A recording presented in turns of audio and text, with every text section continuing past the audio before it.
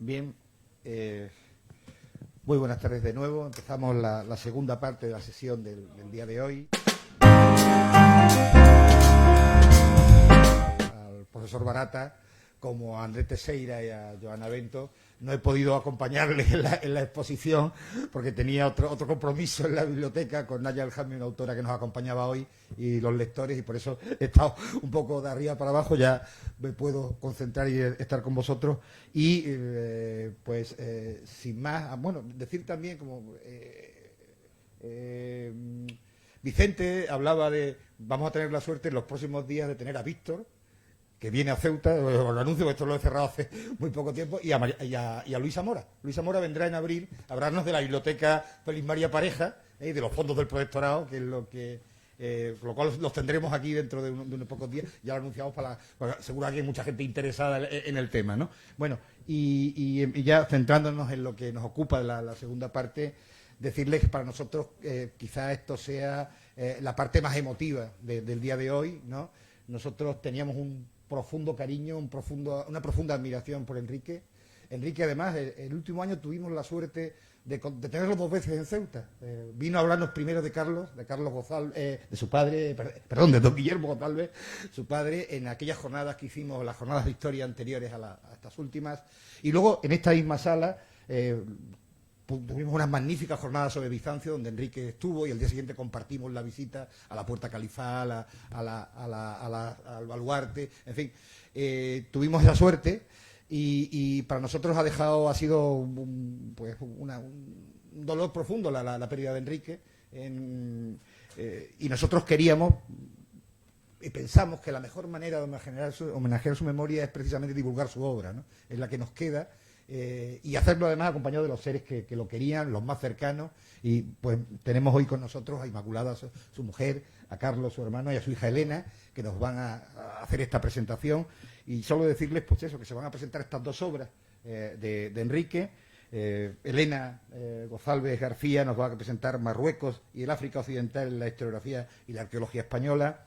Y Carlos González nos va a presentar los apuntes de la prehistoria del norte marroquí de Angelo Girelli, ¿no? Yo, sin más, le dejo la palabra a Carlos y a Elena, o Elena y Carlos, y, en fin, pues todo vuestro. Nada. Hola, buenas tardes. En primer lugar, me gustaría agradecer al Instituto y a todas aquellas personas que habéis pensado en esta segunda sesión de la tarde, en la presentación de estos libros y en este homenaje, y también a todas aquellas personas que a lo largo de la tarde os habéis referido a mi padre con esas cariñosas palabras. Como han indicado, yo voy a ser la encargada de resumir, de valorar una de las últimas obras que publicó.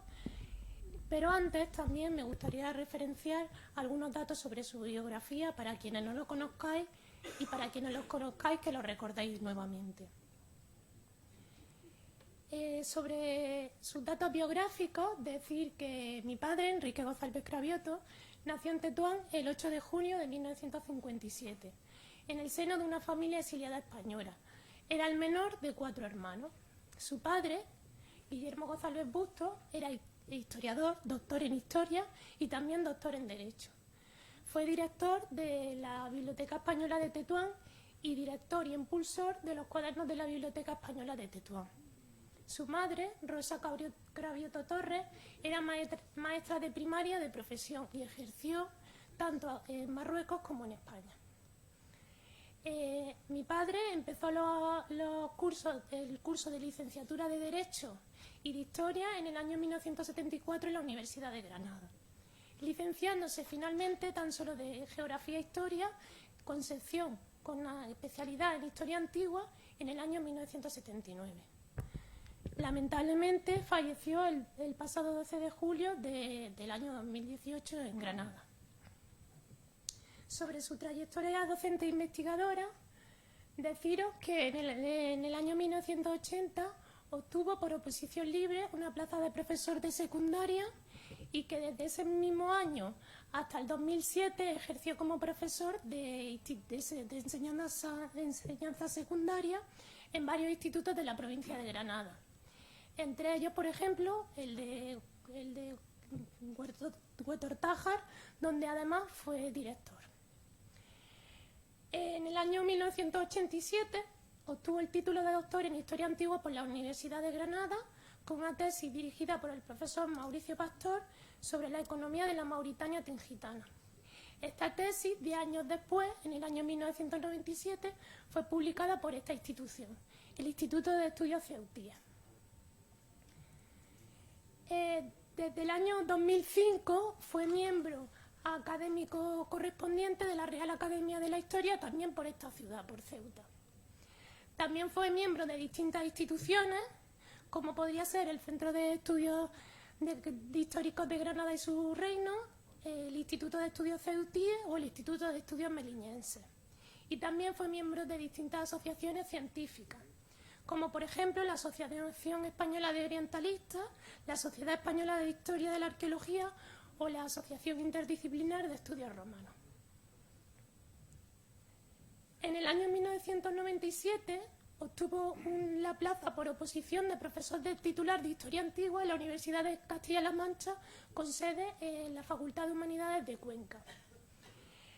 A partir de entonces desempeñó algunos cargos académicos y de gestión universitaria, como podría ser la de secretario de la propia facultad. Poco tiempo después obtendría la acreditación de catedrático de Universidad Española. No obstante, la tardanza en salir su plaza le impidió que pudiera ejercer este cargo. Sobre su investigación, todos sabréis que se habría desarrollado sobre temáticas históricas muy diversas, que iban desde la prehistoria hasta la historia moderna. Si bien sus estudios se centraron fundamentalmente en la historia antigua y la arqueología de Marruecos y de algunas zonas de la península ibérica, como podría ser el territorio manchego. Más concretamente, me gustaría destacar su estudio de los fondos arqueológicos y archivísticos del Museo de Tetuán y de la Casba de Tánger.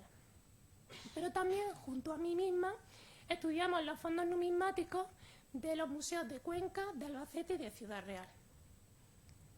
Finalmente, para terminar, me gustaría también destacar que mi padre dirigió distintas campañas de prospección arqueológica en el territorio de Cuenca y Albacete, y también en el territorio marroquí, en zonas como la de Tetuán, Tánger, Larache y Rabat. Viajes a los que mi tío y yo le acompañábamos siempre que nosotros podíamos. También participó en algunas excursiones arqueológicas en el territorio tunecino y sobre los resultados de su investigación decir que fue autor de más de una decena de libros, de más de un centenar de capítulos en obras colectivas y de más de 2 centenares de artículos en revistas especializadas. Dirigió también algunos congresos de investigación, sobre todo destacar los organizados por la Universidad de Castilla-La Mancha y la Universidad Internacional Menéndez Pelayo, y también la dirección de las famosas o populares jornadas de Valeria Cóndita en el pueblo de Valeria, en Cuenca. En el mes de octubre su universidad, la Universidad de Castilla-La Mancha, le ofreció un homenaje en el que nos concedieron esta placa honorífica. Bueno, sobre la obra Marruecos y el África Occidental en la historiografía y arqueología española. Fue publicada en el año 2012 y poco después fue presentada por mi propio padre en Granada, en un acto en el que estuvimos todos acompañándole. En el prólogo de la obra, mi padre hace referencia en una extensa página a un resumen sobre el propio libro, pero yo he preferido traeros aquí algunas de las palabras que él colgó en su red social personal. ¿Por qué? Porque he creído que estas eran sus opiniones que quería compartir con sus familiares y amigos más cercanos, no con la comunidad científica. Por eso he traído estos fragmentos en vez de destacar algunos detalles del prólogo. Por ejemplo, el 25 de mayo del año 2013, mi padre señalaba lo siguiente: mi último libro, publicado por el Instituto de Estudios Ceutíes. Y aquí el resumen sobre la obra. Un análisis de Marruecos y del norte del África, tal y como ha aparecido en la historiografía española desde el Renacimiento, así como un estudio sobre la presencia en Marruecos de arqueólogos españoles desde el siglo XIX. Perdón. Y un estado actual de los conocimientos sobre la arqueología del norte de Marruecos a partir de las últimas investigaciones realizadas por españoles. Más interés, sin duda alguna, va a tener una publicación que hizo años después. ¿Por qué? Ahora veremos las causas que me han hecho destacar esta noticia. Mi padre, para quienes lo conozcáis, era una persona que, además de trabajadora, tenía un humor bastante característico. Y aquí lo reflejo. Señalaba el 25 de julio del año 2017, es decir, 5 años después de que se publicara la obra. Una comunicación para los interesados por Marruecos. Los que me conocen saben que no soy precisamente presumido, pero a mi juicio no seré imparcial. Uno de los mejores libros sobre historia arqueológica de Marruecos ha sido este mío, donde vuelco mucho de lo poco que sé sobre este país, sus raíces y las relaciones hispano-marroquíes, para que vean la opinión que tenía él sobre su propia obra. Y lo más interesante, en mi opinión, es lo siguiente. Lo publicó en el año 2012, hace 5 años, el Instituto de Estudios Ceutíes, uno de los organismos que más quiero y al que estoy más agradecido. He decidido destacar estas palabras para que vean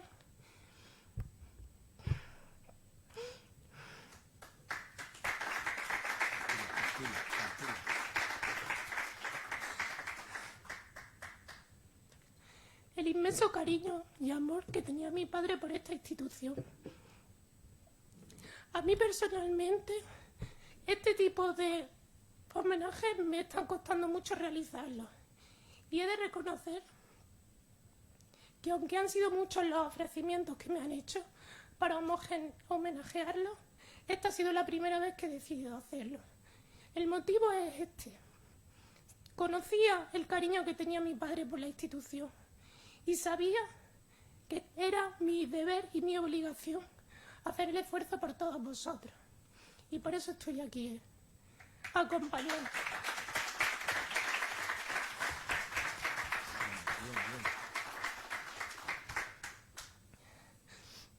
Bueno, gracias. También he de decir que la valoración que voy a hacer sobre la obra a continuación no es una valoración parcial, puesto que me he permitido el lujo de volcar en él también la propia valoración que yo tenía sobre el autor, sobre mi padre, quien no solamente era mi progenitor, sino también mi más entregado maestro, del que aprendí no solamente el oficio de historiador, de arqueólogo, sino también de persona. Y de ahí que, como ustedes vean, va a ser una valoración un tanto personal. Bueno, sobre la obra me gustaría empezar realizando una pequeña introducción. Como he mostrado en el resumen que mi propio padre publicó en su red social, La obra trata sobre un análisis historiográfico sobre la producción científica relativa al África Occidental. Aunque hablamos de África Occidental, fundamentalmente los estudios se refieren al territorio del actual país de Marruecos. Es un análisis sobre la producción tanto histórica como arqueológica como histórico-artística española de todos los autores que hablaron sobre este territorio. Y es un estudio totalmente exhaustivo sobre todos los trabajos que hasta la fecha, hasta el 2012, eran conocidos. Sobre la valoración teórica del propio autor, de mi padre, deciros que el análisis estaba centrado en un estudio de la producción histórica, considerando los principales aspectos de la época en que se desarrollaron estos estudios, ¿vale? Se va a tener en cuenta siempre el contexto político-social de los autores que van a ser tratados. Los autores, además, han sido puestos en relación unos con otros, por dos motivos principales, y lo justifica el autor en el prólogo. El primero de ellos sería porque uno y otro estarían en contacto directo, es decir, se conocían, igual que nos vamos conociendo unos a otros. Y por otra parte, porque se debían de leer unos a otros también. Esto es lo que se justifica en el prólogo. Además, los trabajos y obras que se están valorando en este libro también han sido puestos en relación con el conocimiento historiográfico que existía en otros países europeos, fundamentalmente del francés. En las obras nos encontramos una puesta en relación también de la historiografía fundamentalmente colonialista, la conocida como africanista, con aquellos trabajos que, en opinión del autor, estaban más desligados de esa propuesta teórica, al menos parcialmente. Otro de los aspectos teóricos de los que parte esta obra sería que la época del protectorado era una fase intermedia en la producción historiográfica. El autor le da mucha importancia a esta transición de la época del protectorado. Como valoración general de estos aspectos teóricos, a mí me gustaría señalar que en la obra se ve claramente como mi padre, el autor de la misma, era una persona que estaba entre dos mundos, tanto el marroquí, que era donde había nacido, como el español, porque su familia era española. De tal manera que el acercamiento a este mundo, al de los historiadores españoles que tratan sobre Marruecos, va a estar totalmente enriquecido por su propia experiencia vital, ¿vale? También me gustaría decir que esta obra no es una obra de lectura, sino que es un trabajo de investigación, una obra de consulta. Si uno se acerca a la misma y la intenta leer de manera seguida, a lo largo de 1 hora, de 2 horas, de 3 horas, la que le dedique, le puede resultar excesivamente repetitivo. Porque, como veremos cuando hablemos del índice, está organizada en 3 puntos principales: historia, arqueología e historia del arte. Pero los autores que trataban esos temas no estaban desligados completamente en esa época. Es decir, nos podemos encontrar un historiador que también es arqueólogo y que también es historiador del arte. Entonces se va a ir repitiendo. Casos, por ejemplo, de Montalva, de Possac, de multitud de autores. Incluso de mi propio padre, que él se autocita, o de mi abuelo o de mi tío. Como digo, pese a ello, en mi opinión, es una obra fundamental. Aunque no es de lectura, sí como escrito de investigación resulta fundamental, tanto por los datos que aporta como por la propia valoración y crítica constructiva en la que se basa el autor. Sobre los aspectos metodológicos de la obra, que esto también es muy interesante, decir que nos encontramos un estudio directo de las fuentes analizadas, las cuales han debido de ser consultadas directamente. Es decir, no es una obra en la que partimos de una obra para leer otra, sino que en este caso se observa claramente cómo se han leído detenidamente todos los textos de los que se van hablando. Además, mi padre también consultó algunos textos acerca de la trayectoria de esos autores que no quedaban reflejados en su obra y que estaban depositados tanto en el Museo Arqueológico de Tetuán como en el Instituto Cervantes de Tetuán y la Biblioteca Nacional de Madrid. se consideran algunos datos transmitidos también a través de la historia oral, de historiadores y familiares de los colegas de los mismos. Es decir, aunque estos datos se tienen en consideración para contextualizar a los autores, porque se considera fundamentales y no quiere que se pierdan, el autor logra introducirlos dentro de la valoración de una manera, vamos a decirlo, muy especial, para que no parezca una obra de chisme o de cotilleo. No sé si me entendéis. Además aporta un gran material gráfico, ahora lo veremos, referente a la obra y los autores que se tratan, y también de dibujos y instantáneos de la época que se está también analizando. Como decía, el índice. Hablábamos de una primera parte dedicada a la historiografía,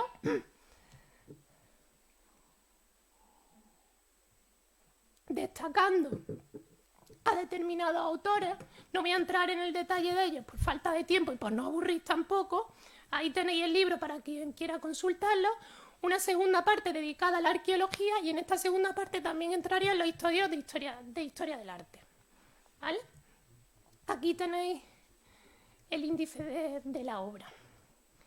Y como decía también, el tema del aporte gráfico, pues aquí lo tenéis, con una gran calidad de imagen de toda la serie de textos que se tratan, ¿vale? Tanto los más antiguos como los más recientes. Y lo que decíamos también del material gráfico referido a las instantáneas o grabados o pinturas que tratan esta obra.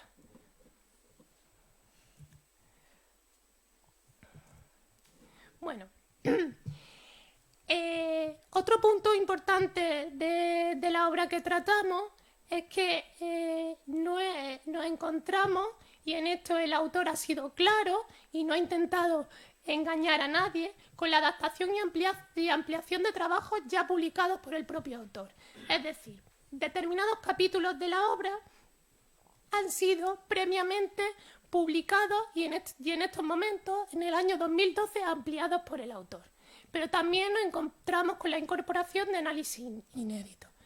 Lo que mi padre intentó en este libro era darle coherencia a esa serie de trabajos que había publicado, introducirlos dentro de una contextualización general.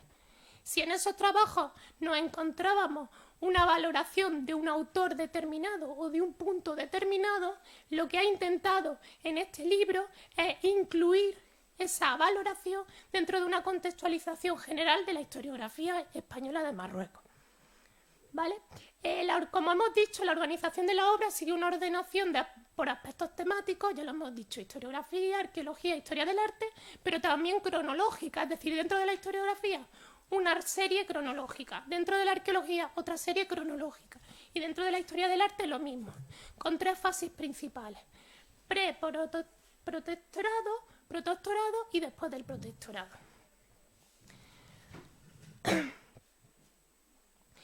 Y para finalizar estos aspectos metodológicos, me gustaría señalar que para el autor siempre ha sido fundamental que cada vez que hacía una valoración de un escrito, de un texto o de una obra en particular, quedara claro cuáles eran las características principales del Marruecos de esa época. Sobre los estudios históricos, ahora voy a hacer un pequeño resumen y finalmente haré una valoración general del libro. Bueno, deciros que sobre la fase protectorado, señalan que los primeros estudios españoles sobre Marruecos eran especialmente obras literarias y crónicas de la época, a las que, por falta de evidencia, no trata en un capítulo especial. Se señala que a partir del siglo XVI y XVII nos encontramos con momentos de escasa producción en España sobre este territorio. De hecho, el autor señala que el desarrollo especial en los momentos de relación, tanto bélica como pacífica, con España, van a también marcar esa mayor producción historiográfica sobre el Marruecos. En general, se valoran las obras históricas teniendo en consideración una serie de aspectos que van a marcar también la valoración de las obras posteriores. Por un lado, el conocimiento directo del territorio que se analiza, es decir, esa persona que habla de Marruecos o ese autor que habla de Marruecos, ¿lo ha visitado, sí o no? Ese es un punto fundamental que mi padre señala en la obra. Si no se ha visitado, partimos de una base un tanto incorrecta o un tanto parcial de los aspectos que se señalan. Otro de los puntos fundamentales para valorar la obra en esta época sería la aportación de datos e informaciones inéditas presentadas en las mismas. Es decir, hay algunas obras que resultan un verdadero plagio de obras anteriores, pese a lo cual han sido tenidas en consideración porque no se conocían las anteriores. Y aquí nos encontramos un punto fundamental de la obra de mi padre, porque pone en relación unas obras con otras, poniendo de manifiesto cuáles eran plagios y cuáles no. También otro de los puntos fundamentales que tiene en consideración es la posible interpretación coherente de esos datos teniendo en cuenta el avance del conocimiento en la época, sobre todo en relación con la historiografía, con el conocimiento de la erudición francesa. También se tiene en cuenta si esos autores conocían obras anteriores y otro de los puntos importantes será si esos autores presentan sus escritos como obras completas o no de la propia historia de Marruecos. Porque de hecho hay autores que que publican historias de Marruecos sin tener en cuenta ni la prehistoria, ni la historia antigua, ni la historia anterior a la medieval. De hecho, la mayor parte de los autores se van a especializar en esta época en una etapa concreta de la historia de Marruecos, considerando las anteriores como fases oscuras o desconocidas. También otro de los puntos fundamentales va a ser tener en cuenta si nos encontramos con un estudio global o un estudio local y la utilización o no de calificativos despectivos para referirse a la población marroquí. De ahí van a partir de lo que el autor habla como generalización de las interpretaciones colonialistas que ya detecta en las obras de esta época. Estos estudios, como se llega a la conclusión en el libro, van a ser estudios fundamentalmente antropológicos, es decir, hablan de las poblaciones y histórico-positivistas. Es decir, cuando hablan del pasado de esas poblaciones, simplemente se remiten a describirlo, sin que haya una interpretación mucho más general. Pero esto, como todos sabremos, estaba dentro de un contexto historiográfico de la propia época. Vale. A partir del establecimiento del protectorado nos encontramos una mayor profusión de los estudios. Estos estudios tratan de justificar o no el propio protectorado. Normalmente lo van a hacer, convirtiéndose en una herramienta efectiva de propaganda para esta institución. Otro de los puntos que detecta el autor es la utilización del conocimiento histórico para menospreciar la zona francesa, pero también detecta que los franceses hacían lo mismo con la zona española. Es en estos momentos cuando nos encontramos los orígenes de los primeros estudios arqueológicos y de las traducciones más completas. Y esto también es muy importante y está en relación, según el autor, con el propio desarrollo del conocimiento en la historia, sino que lo hace principalmente para describir la sociedad española del momento, no la sociedad marroquí. Volvemos a lo mismo, al igual que en la época anterior se habla de una relación entre historiadores españoles, árabes y franceses. ¿Cuál es la relación? En algunos momentos puede ser más positiva, en otros menos positiva, etc. Y relación entre el africanismo, es decir, el colonialismo español y el arabismo.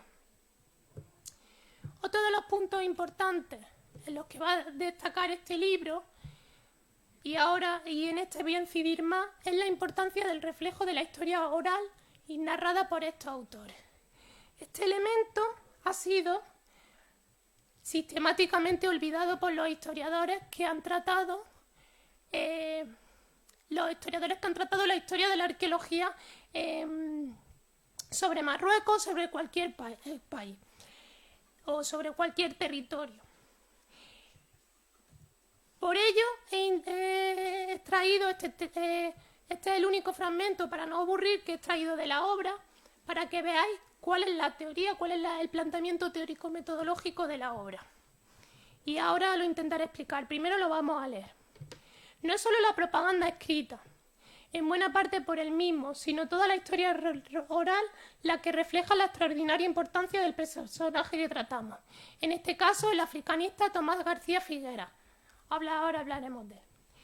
Y esto es importante. La historia virtual puede prescindir de él, haciendo cuentas con el pasado. La historia real no puede hacerlo de forma alguna. Personaje de segunda fila en el escalón militar y de los oropeles del régimen franquista, si se quiere más, aún del ejército africano. Pero desde la historia oral y desde los datos escritos fue el personaje más importante de la época franquista en el protectorado español. Muchos de nosotros conocemos la figura de Tomás García Figueras o de sus discípulos, como queramos llamarlo. Mi padre no es una persona sospechosa, para los que lo conozcáis, no era una persona sospechosa de ensalzar la historiografía franquista, pero aquí nos estamos encontrando la valoración que hace de un historiador que ha sido denostado, que ha sido despreciado por su propia ideología y por su propia participación en la propaganda del régimen. Pero, ¿qué hay de su obra? ¿Solamente era una obra propagandística o hay datos importantes que no se tienen que despreciar simplemente porque el escritor formara parte de un régimen que no nos interesa tener en cuenta? Como él dice, la historia virtual puede prescindir de él. Claro que debe de prescindir de él. Era un historiador franquista, estaba justificando la ocupación. Pero la historia real no puede hacerlo, porque los datos que presenta sobre la historia oral contada son fundamentales. Nos guste o no, son informaciones que se tienen que tener en consideración, ¿vale? Y esta es una de las valoraciones que, en mi opinión, más importancia tienen en este libro.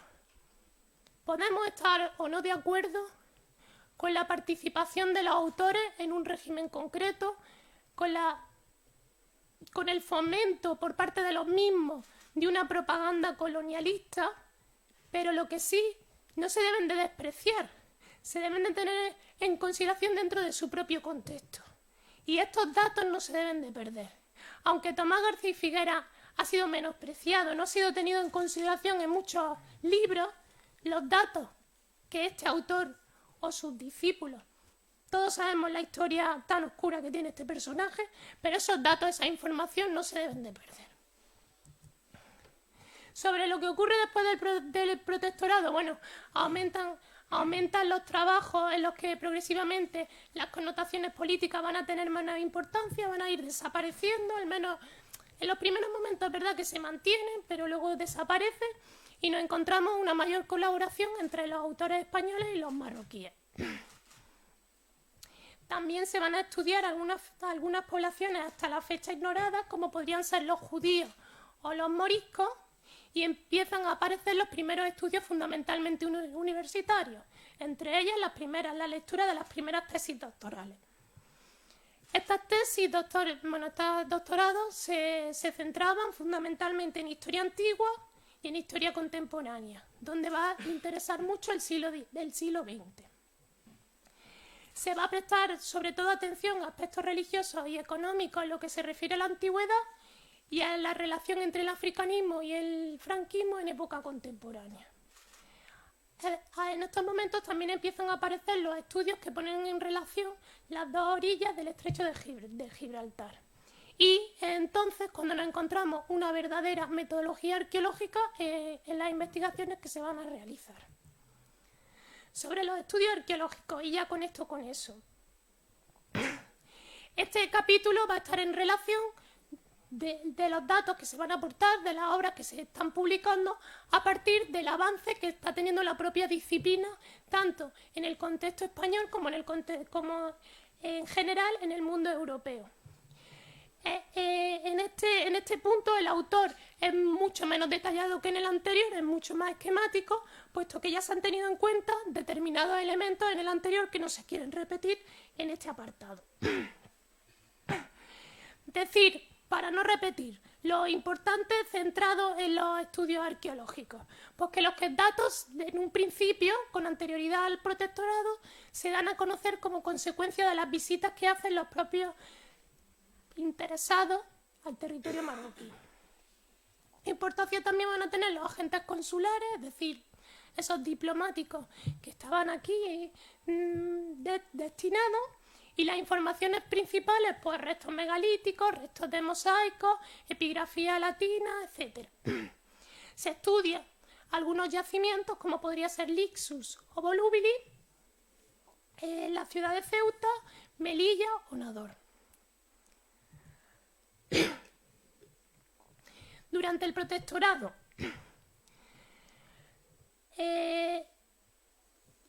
en estos momentos, según la valoración que presenta el propio autor, los estudios arqueológicos de los autores españoles contrastan enormemente con los franceses, que en estos momentos tienen una metodología mucho más depurada. Las actuaciones van a ser muy lentas. Se van a fundamentar sobre todo en los yacimientos que se observan como que están en peligro de destrucción.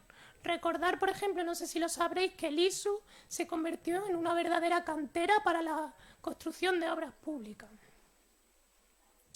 Además, nos encontramos en estos años las primeras valoraciones cronológicas sobre determinados restos, fundamentalmente los romanos. Los prehistóricos va a costar un poco más. Y también los primeros estudios numismáticos de las manos de Gómez Moreno y posteriormente Mateu Llopis. No obstante, los estudios sobre algunas temáticas continúan, especialmente prehistóricas, continuaban siendo muy antiguos y se encontraban totalmente desfasados. La línea argumentativa seguía siendo una línea cronológica de los estudios realizados. Mi padre, en este caso, en el caso de la arqueología, tiene muchos más datos inéditos, entonces va a contrastar los resultados que se están dando y que han sido publicados con aquellos que él ha consultado en las memorias de excavación inéditas. Y ahí también es un punto interesante de la obra porque se están aportando datos inéditos. Bueno, importante también, por ejemplo, será la organización de algunas campañas de excavación sistemática en Tamuda, Lisu, Mezora, etcétera, que se empiezan a depositar los restos en el Museo Arqueológico de Tetuán y que se empiezan a publicar las primeras monografías.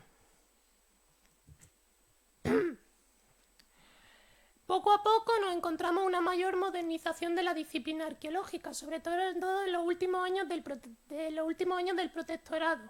Por ejemplo, con una introducción de nuevos planteamientos teóricos metodológicos, ahí tenemos la famosa línea de investigación del estrecho del Círculo del Estrecho. Luego también la valorización de una secuencia histórica más completa, por ejemplo, ya se está hablando del mundo fenicio púnico, mauritano, etcétera. Y la puesta en conocimiento en la comunidad científica europea de los resultados obtenidos en las excavaciones de excavación, en las campañas de excavación, perdón. Después del protectorado nos encontramos ciertos abandonos de los estudios españoles en las primeras décadas, si bien a partir de la década de 1980 empiezan a desarrollarse mayores excavaciones y mayores publicaciones sobre los resultados de las mismas. Sobre los estudios artísticos, aquí voy a ir todavía más rápido porque lo que se le dedica es menor espacio, un menor número de páginas. Con anterioridad al protectorado, los estudios españoles van a ser muy escasos y se centraron fundamentalmente en los monumentos árabes de Ceuta, Tetuán y Rabat. Importancia nuevamente de los viajeros. Si ya lo constatábamos en el mundo de la historiografía y de la arqueología, en el mundo del arte pues no podía ser de otra manera que ocurriese así. Durante el protectorado nos encontramos con una gran relación entre los autores que hablan de obras artísticas con los que hablan de los restos arqueológicos.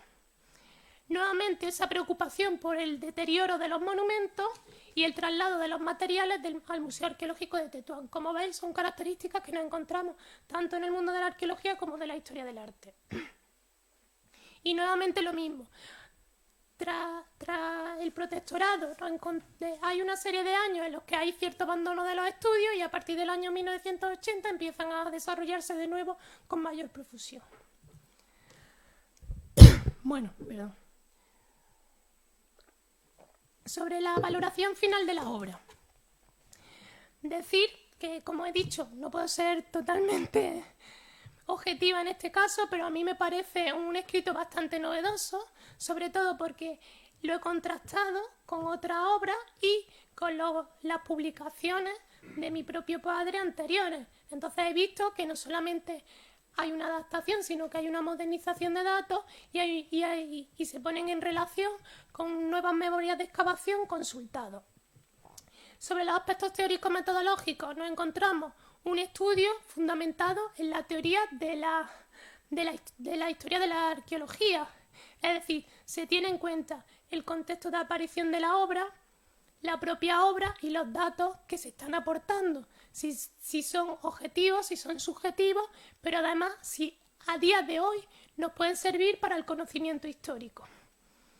Nos encontramos una valoración crítico-constructiva de los estudios analizados, como he dicho antes cuando hablábamos del autor. Se está hablando de que es un autor franquista, colonialista, africanista, pero está aportando datos inéditos y datos que se tienen que tener en cuenta sobre la historia oral. Mi padre tenía un gran conocimiento sobre la historia de Marruecos. Un libro como este, por mucho que un historiador de la historia de la arqueología sepa de historia de la arqueología, no podría realizarlo de la misma manera que lo realizó él. Y finalmente me gustaría decir una idea, que este libro presenta un gran conocimiento historiográfico por la cantidad de textos que se analizan, pero también un libro histórico que nos habla de un conocimiento acerca del contexto en el que se publicaron esos trabajos. Y como vengo insistiendo, también un conocimiento acerca de los hechos que esos trabajos analizan. Es decir, es un texto historiográfico, pero también es un texto histórico. Y sin más, dar las gracias por su atención.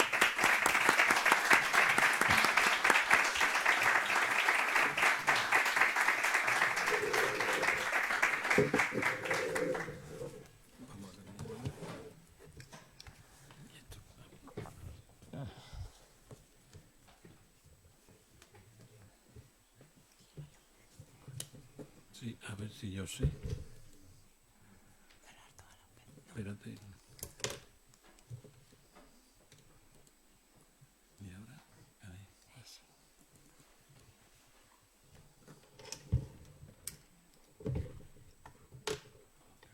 aquí.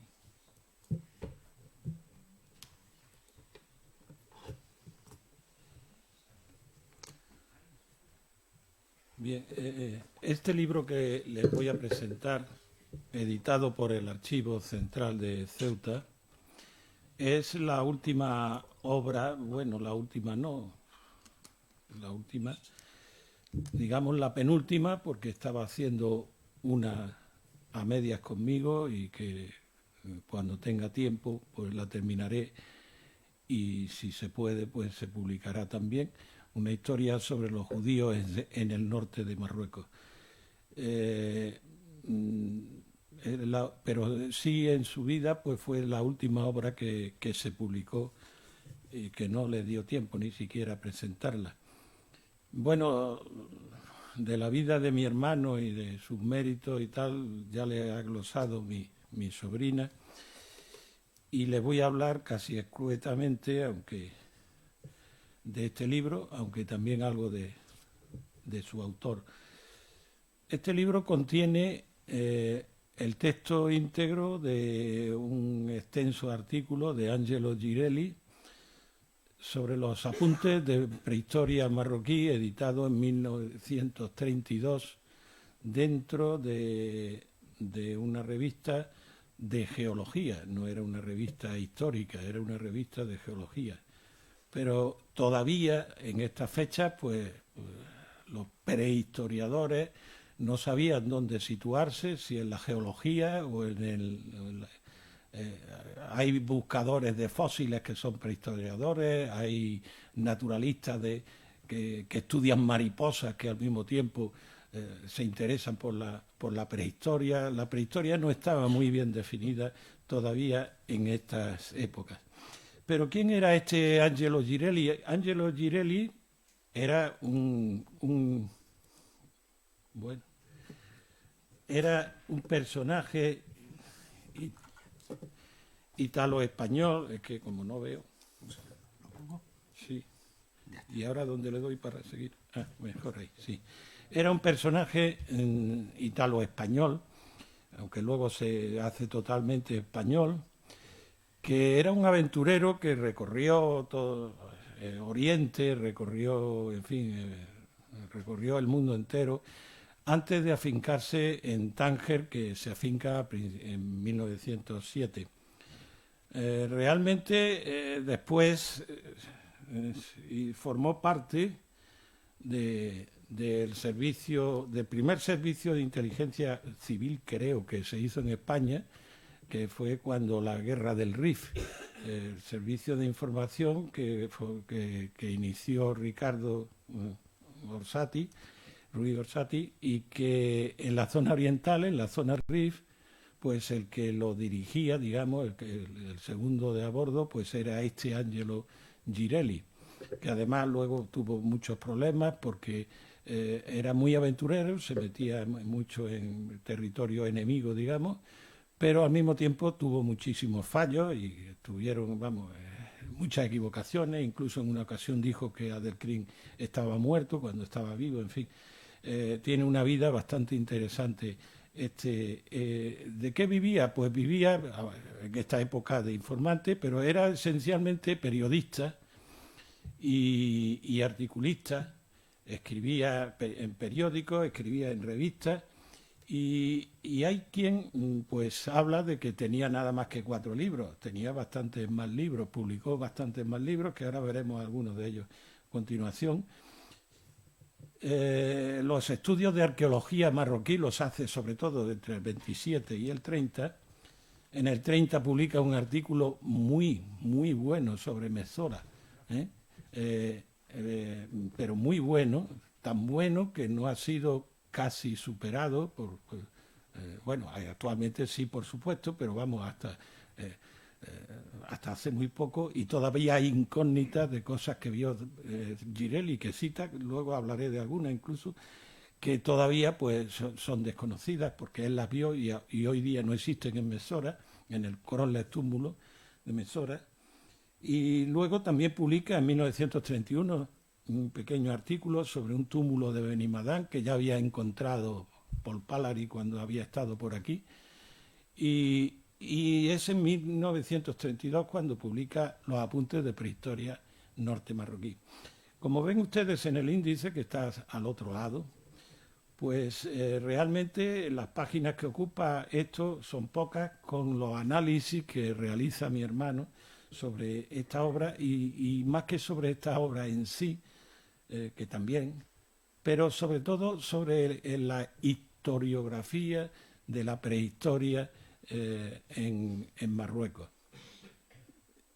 que además los termina con unos apéndices que luego veremos, totalmente muy interesantes, a pesar de que es imposible casi muchas veces en 3 páginas resumir lo que decía y lo que dice mi hermano en este libro en esos apéndices. Bien, aquí ven ustedes algunas de las obras de Angelo Girelli, que algún biógrafo suyo ha dicho que eran 4 nada más, no, son muchas más, y sobre temas muy diversos, porque era una persona muy culta, y muy entendida, e incluso hasta en arqueología, las cosas que dice para hacer esta fecha, pues estaban muy centradas y muy eficientes.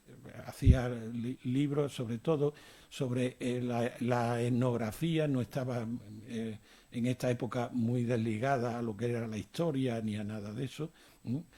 Su obra fundamental, pues, y que más es conocida, es la del El País Bereber.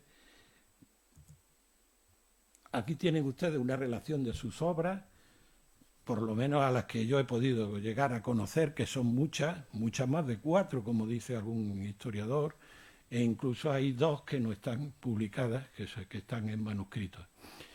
Y ahí tienen ustedes en donde se publicó estos apuntes de prehistoria, en las notas y comunicaciones del Instituto Geológico y Minero de España. Que no, ya les digo que en esta época la prehistoria pues no era casi ni considerada historia. Bien, ¿qué estudios hace Girelli? Pues Girelli lo que hace es un resumen en realidad, pero un resumen muy bueno de lo que se sabía de prehistoria en 1932 sobre Marruecos. Y se dedica a alguna cuestión especial en algunos yacimientos. Los cita todos, prácticamente los que se conocían prehistóricos en su momento, y se centra en algunos, como por ejemplo la cueva de Mugaret el Aliyah, que fue excavada durante los años del Tánger Internacional por el cónsul americano de Tánger, y luego siguió más o menos de Strange excavándose durante otros cuantos años. Y en esto había unos personajes, por ejemplo, ahí hay un personaje curiosísimo y que merecería una biografía, que es la princesa Ruppoli, que era una aristócrata de nacionalidad americana, pero de origen italiano. En fin, Tánger tenía unos personajes muy, muy curiosos en esta época. Esa cueva de Mugaret de la Aliyah, que estaba en Ras al-Shakar, para que ustedes me entiendan mejor, junto a las grutas de Hércules, ¿no? Eso lo conoce todo el mundo, ¿no? Ras al-Shakar a lo mejor no lo conoce nadie, pero esto está al lado de las grutas de Hércules. Aquellas cuevas que están hechas polvo, tal como pudimos comprobar. Bueno, ya estoy yo equivocándome, quítame esto, échalo para allá. Bien, también cita, bien, y ahí estamos, mi hermano y yo, en Ras al-Shakar, viendo todo esto y buscando precisamente una fortificación neolítica, que no es Girelli el primero que publica esta foto, pero sí, la publica Girelli, pero esta foto procede de Salmón, también, bueno, prehistoriador, un historiador también, de principios de siglo, cogiendo datos de Michaud Belair también sobre una fortificación que había, que datan de neolítica, cualquiera sabe, y que aparece ahí en Ras al-Shakar, en donde hoy día, pues ahí tienen ustedes señalado que lo que hay ahí es un aparcamiento para los coches de la playa, es decir, yo allí he buscado cualquier indicio y vamos, no queda absolutamente nada, está totalmente arrasado. Pelayo Quintero habla de estos restos también, los cita muy de paso, y incluso dice que hay restos de 2 torres y tal, pero hoy día ya les digo que no queda nada. Allí estuvimos viendo esto y no había forma. Porque realmente en los últimos años, pues mi sobrina, mi hermano y yo, pues hicimos un equipo de prospección que nos íbamos todos los años, una semana o 2, a prospectar por Marruecos, porque además mi hermano estaba haciendo, que ya eso ya no se terminará porque realmente entiendo yo poco de eso y no lo puedo seguir sus pasos en eso, pero estaba haciendo un gran estudio de prehistoria de Marruecos y estábamos allí haciendo prospecciones,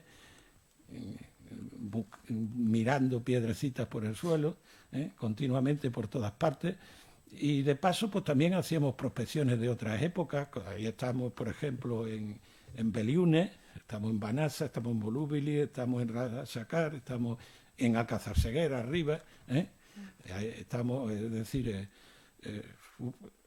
fuimos un equipo muy apañado.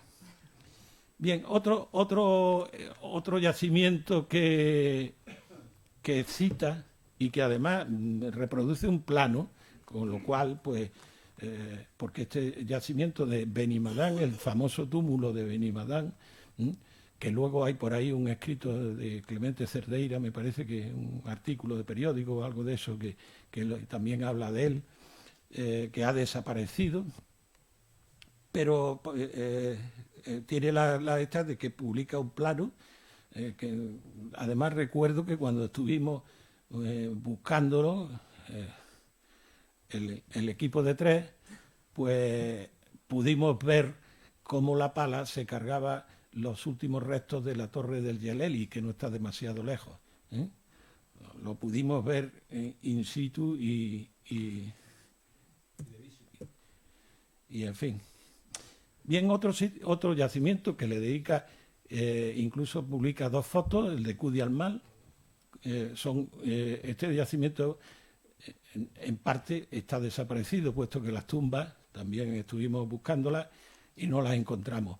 Pero sí encontramos un curiosísimo santuario de cazoletas, un santuario de cazoletas allí en Cudi al Mal, que publicó mi hermano en la revista Acros, de la cual tienen ustedes ahí una foto, una alineación de cazoletas como si fuera para hacer luminarias hacia un altar, en fin, algo curiosísimo y además inédito. Y otro yacimiento al que le dedica bastante, porque además conocía aquello mejor que nadie, porque Girelli hizo un estudio de Mesora, fue, digamos, el primero que estudió, no el primero que cita y que cuenta cómo es, porque ya veremos que, por ejemplo, en los Anais de Arcila, pues se cita el Uted, la Pedra Alta, que es el gran menhir del Cromlech de Mesora, pero eso es simplemente una cita. Pero el primero que habla un poco, digamos, unas cuantas frases sobre el tema es Sir Arthur de Capelbrook, que es un viajero inglés del siglo XIX, que ya hablaremos de él, pero el primero que hace un estudio científico, entre comillas, de Mesora es Girelli. Antes de que Montalbán lo excavara, iba a decir escarbara, pero está mejor dicho escarbara, que excavara. Sí, lo que hizo Montalbán fue una verdadera barbaridad, pero bueno, eran los conocimientos que se tenían en aquella época, ¿no? Pero Girelli hace un estudio en el cual, por ejemplo, pues coloca esos signos y habla de otros signos y habla de otras piedras y habla de que había una puerta y eso desapareció. Ni Montalbán lo cita, ni se ha citado después y se han buscado y tal igual. Da la casualidad de que esos signos que estaban ahí los encontramos, estando allí los encontramos. Pero lo que sí se vio claro, y además mi hermano pues lo dice ahí, es que algunas de los menhires alguien en algún momento los ha cambiado de sitio. No me pregunten ustedes por qué, ni cómo, ni cuándo, pero alguien en algún momento lo han cambiado de sitio. Es más, también, si nos fijamos en las fotos antiguas a la Pedra Alta del menhir y ahora la piedra está tocada también. La piedra está tocada. ¿Quién, cómo y cuándo y dónde? No se sabe. Pero los menhires están cambiados de sitio referente a como lo dijo Girelli, y efectivamente creo que tenía razón Girelli, porque Girelli tuvo una pugna enorme con este otro, con el otro, César Luis Montalbán, porque César Luis Montalbán era el comisario de excavaciones y Girelli quería excavar Mesora. La había estudiado aquello, había visto Mesora, veía que aquello tenía un potencial enorme, que además incluso se veía que aquello iba a ser la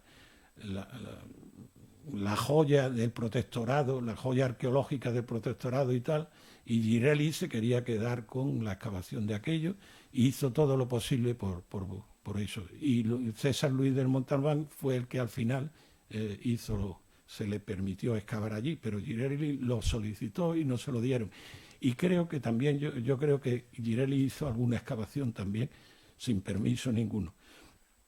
Pero Girelli también es el primero que cita bueno, no es el primero, pero sí el primero que da la situación. Ahí tienen ustedes las dos fotos, una de Girelli, que no le gustaba por lo visto hacerse muchas fotos y no hay forma de encontrar una foto suya, y la de César Luis de Montalbán.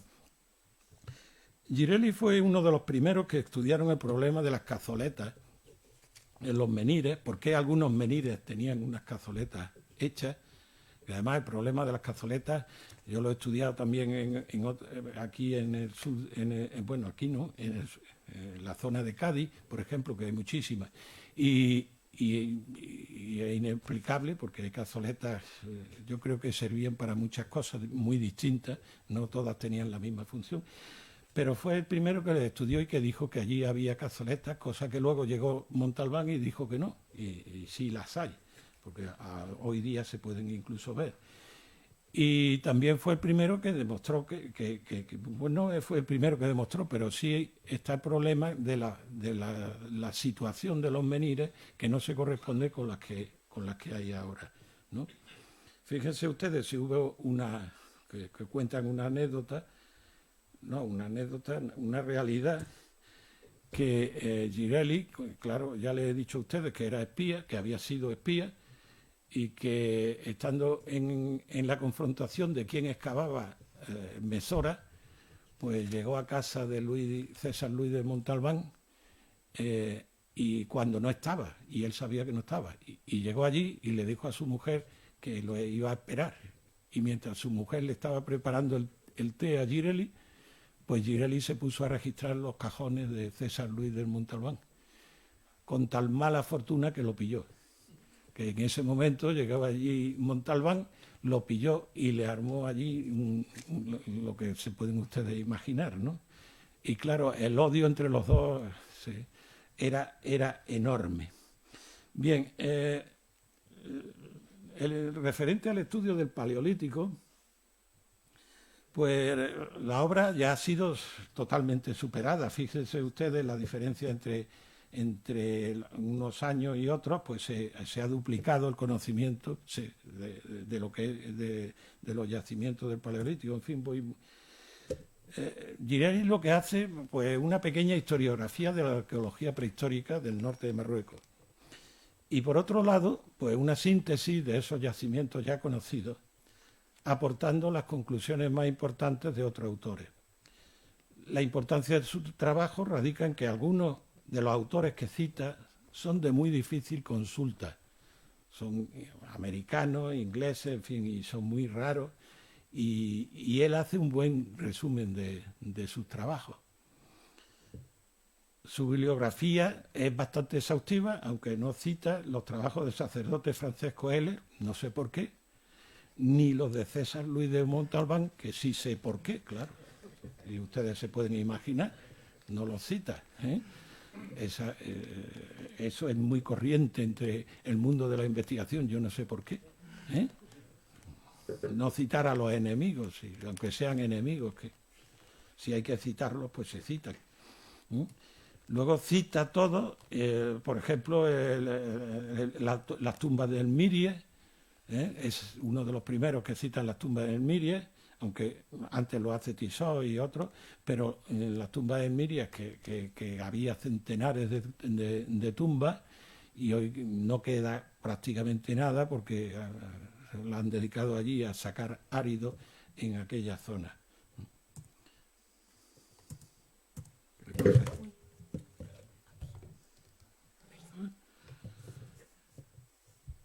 Bien, como les decía, el libro tiene dos apéndices que son muy interesantes, aunque muy cortitos, y su lectura se le queda a uno con la miel en los labios, por lo menos a mí. A lo mejor es por cariño, pero yo creo que se queda uno con ganas de más, porque son muy densos y muy interesantes. Un apéndice es la prehistoria del norte de Marruecos después de Girelli, y después los prehistoriadores en el norte de Marruecos en 1831-1975. Es decir, es un libro que en esencia pues es de historiografía sobre la prehistoria en Marruecos. Bien, en el siglo XIX, pues realmente, pues fíjense ustedes que los que hablan de prehistoria, pues podemos contar 2 viajeros, 4 diplomáticos y 7 naturalistas. Es que no hay ni un historiador, siquiera. Ya no hablo de prehistoriador, porque ya les digo que eso casi ni existía, ¿eh? Sin embargo, los que hablan de prehistoria, pues son sobre todo naturalistas, gente que vienen a buscar hasta mariposas y se interesan por la prehistoria, o que vienen a buscar fósiles y se interesan por la prehistoria. Sí, y luego hasta la primera mitad del siglo XX, pues ya ven ustedes que esencialmente pues el número de españoles en concreto se dispara, lo cual es normal, claro, con el protectorado. Y ya ven ustedes cómo la especialidad, digamos, de esos prehistoriadores, pues se dispara. Hay naturalistas, historiadores, arabistas, hay de todo tipo y condición que se dedican o que en un momento dado pues nos hablan de prehistoria y nos aportan datos sobre la prehistoria del norte de Marruecos. Bien, ahí tienen ustedes los hitos de la arqueología prehistórica hispana norte marroquí hasta 1956, que se hace bastante por parte de prehistoriadores, incluso hasta de universidad española, hasta esa fecha, entre los cuales, por ejemplo, que Posac, nuestro querido Posac, antes de la independencia, pues también hizo trabajos de prehistoria, sobre todo de prehistoria en el Rif. Bien, y aquí tienen ustedes un cuadro valiosísimo en donde se hace una historia de la historiografía prehistórica, que contiene el libro, que vienen todos los prehistoriadores, todos los que tratan de la prehistoria de Marruecos, hasta fechas muy recientes.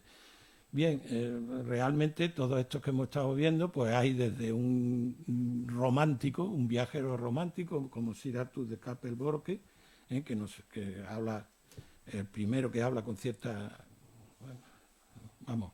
con cierta densidad de mesora, hasta los curas como el padre César Morán o Pelayo Quintero Atauri, y tienen la primera síntesis de prehistoria del norte de Marruecos. Fíjense ustedes que procede del 1913, nada menos, de Blasquez Aguilera, que también era militar, no era.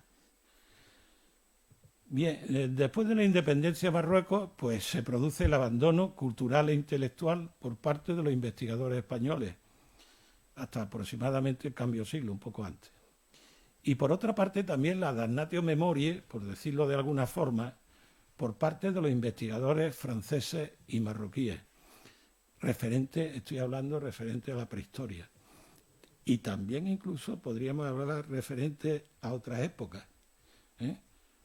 Hay yacimientos, por ejemplo, que ya publicaba Pelayo Quintero Atauri, que luego aparecen publicados como grandes descubrimientos por parte de arqueólogos franceses en Marruecos.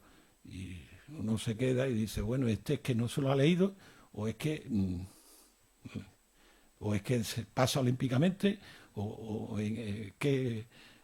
¿a qué se debe esto, no? Pero sí es cierto que hay una cierta damnatio memoriae por parte de toda esta gente, que como bien ha dicho mi sobrina, podrían ser moralmente, éticamente, podríamos tenerle la consideración que le tuviéramos, pero que efectivamente hicieron una labor buena, mala, se puede criticar, se puede analizar, pero hicieron una labor, de la cual pues habría que partir lo siguiente. Ya digo que tenemos aquí pues los últimos coletazos en la parte de abajo de la prehistoria antes de la independencia, porque esos libros algunos de ellos, aunque los manuales y tal cual, están hechos después de la independencia, pero con todos los datos de la época de la independencia, ¿no? Tarradell, todo lo que escribió era de antes de la independencia, salvo alguna excavación que hizo en Luisu, y Posada, luego, después de la independencia, dedicó todos sus esfuerzos a la Edad Media, a la Edad Moderna, contemporánea, pero no a la prehistoria, que la prehistoria del Rif hizo muy buenos trabajos, pero antes de la independencia. El panorama es muy distinto. El panorama es muy distinto y sobre todo referente al estudio de la historiografía. Ya no está abandonada. Ya se hacen muchos congresos, hay muchas universidades españolas que dedican congresos, que dedican medios, que dedican... se dan conferencias sobre historiografía, sobre estos arqueólogos olvidados del protectorado. Se están dando muchas conferencias, se están haciendo muchos libros y se está hablando mucho de todo este tema. Gracias a Dios el panorama es distinto. Porque durante mucho tiempo la arqueología de toda la zona norte marroquí pues estuvo totalmente en manos de los historiadores franceses como Balul, como Souville, como algún que otro, y sobre todo en las páginas del Bulletin d'Archéologie Marocain, que se escribían artículos de prehistoria, pero no por parte española. Y realmente en los años después del protectorado, el único que estudia la prehistoria en Marruecos es Enrique, mi hermano, que hizo su memoria de licenciatura, la dedicó al Paleolítico en Marruecos, y que además eso en los últimos años le estábamos ayudando en las prospecciones que estaba realizando para hacer un trabajo más extenso que ha quedado inacabado, porque yo tampoco tengo conocimiento de prehistoria, no sé demasiado. González, esto ya no es palabras mías, no es porque yo sea su hermano, esto lo dice otra persona y lo ha dejado por escrito.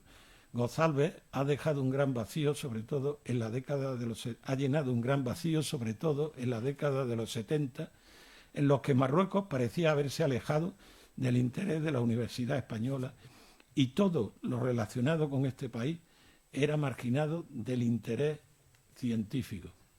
En este panorama, en varios decenios de ausencia casi total del interés español por la prehistoria regional. Y ya digo que no soy yo el que lo está diciendo. Los numerosísimos, porque son numerosísimos los trabajos que tiene Enrique sobre la historiografía de la arqueología española en el protectorado de Marruecos, es una reivindicación de la obra cultural española en Marruecos y de sus aportaciones, independientemente, e insisto en ello, de la valoración político-social de los historiadores o arqueólogos, más o menos racistas, más o menos colonialistas o con más o menos formación. Miren ustedes, lo que les voy a decir, ya sé que no es políticamente correcto, pero hacer patria no es enarbolar banderas, ni ponérselas en la cintura, ni el lacito en la solapa. Eso es simplemente una autoafirmación psicológica que es inútil, aunque pueda ser de alguna forma también banal, es decir, que no haga daño tampoco. Pero realmente hacer patria es trabajar por ella. Y les aseguro que Enrique hizo más patria que muchos de los que presumen de hacerla. Con esta reivindicación de la cultura española en Marruecos. Realmente el esfuerzo de Enrique por investigar la historia estuvo por el pensamiento de que ese era el mejor camino para construir un mundo mejor. Su compromiso estuvo no solamente con la historia, sino también con la ética, sin fobia y sin filia, en su inmensa producción bibliográfica. Al igual que nuestro padre, fue y seguirá siendo el historiador de todos y para todos. Y el norte de África siempre ha sido para los González el sur de nuestra pluma. Todo pasa, pero también todo queda. Pasó Angelo Girelli, el explorador, pasó Enrique González, el historiador, y su presentador también está a punto de pasar. No se crean ustedes que le queda mucho. Pero también quedan las obras, y esta obra que les presento, pues es un ejemplo de ello. Y en vez de terminar, como siempre se termina, agradeciéndoles su presencia, pues lo que voy a hacerlo al revés.